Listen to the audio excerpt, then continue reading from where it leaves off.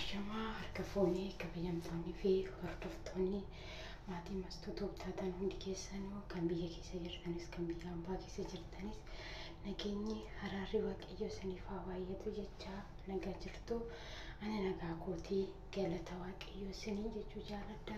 Akkasumas warroonni viidiyoo kiyya laayikii ishee komentii gochaa jirtan hundi keessanuu galatooma waaqayyo sanaa eebbisuu siniin jecha. Akkasumas obboleetti keenya Tigist baga nagaan galte yeroo baay'ee Tigist tana akkanatti illee garuu nuti beekullee baadhu TikTok irratti yeroo ishee dabdasna jetti jechuudha.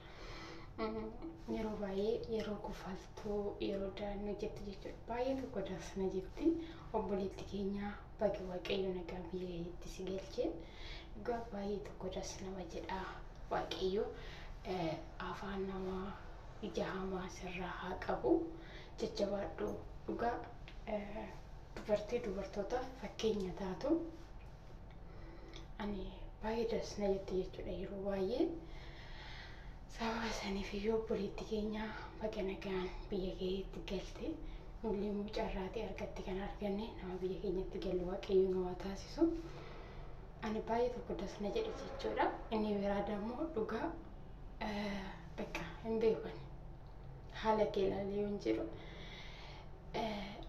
akka keetitti dubartii jabduu ta'uudhaaf nan hawwii jechuudha. Dubartii cimtuu ta'uudhaaf yeroo biyya ambaa keessas jirtu akkuma kufaltetti yeroo biyya isheellee galte akka kufaltetti akka jiraatti kanatti akka kee ta'uuf baay'een hawwii garuu dhugaa waaqayyo jechuudha. Akka namatti waaqayyo fiixa si haa baasu baay'ee tokko daasna jetta. Akkasumas immoo namoonni baay'ee wanna baay'ee namaan jechuu danda'u. Namoonni baay'een karoota baay'eedhaan maqaa namaa balleessuu danda'u. Garuu mootummaa sitti fakkaatin biyya keessatti waaqayyo baga nagaa si galchee baga maatii kee biraanis si ga'ee akkasumas immoo namni tokko biyyaa ba'ee kaayyoo biyyaa ba'eef abbaatu beeka jechuudha. Kaayyoo biyyaa baateefis immoo waaqayyo galmaasiif ga'ee biyya keetti galtee biyya kee keessatti gammaddee akka jiraattu waaqayyo malee si haa gargaaru. Obboleetti keenya jabaadhu. Obboleewwan kee shamarranii biyya ambaa keessa jiraniif fakkeenya hedduu taata jechuudha. Maaliif namoonni baay'een yeroo biyya ambaa keessa jiran sababa waayifaa qabaniif sababa waayifaan kan isaanii hin taaneef waayifaa madaamii jedhanii namoonni bakka kolfaan gizee isaanii dabarsan jiru. Garuu gaafa biyya galan bakka bu'aniin isaanii kan dhabaman likkii dhabuu jechuudha.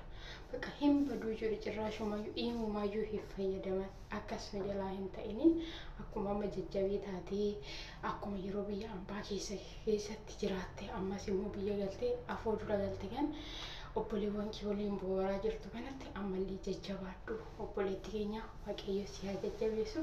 Ani garuu karoora kee baay'ee tokko daasna jedhe waaqayyo akkanatti dasitaa kana fiixa siif haa baasu. Baga nagaan galtee obboleetti keenya siin jechuu jaalanna.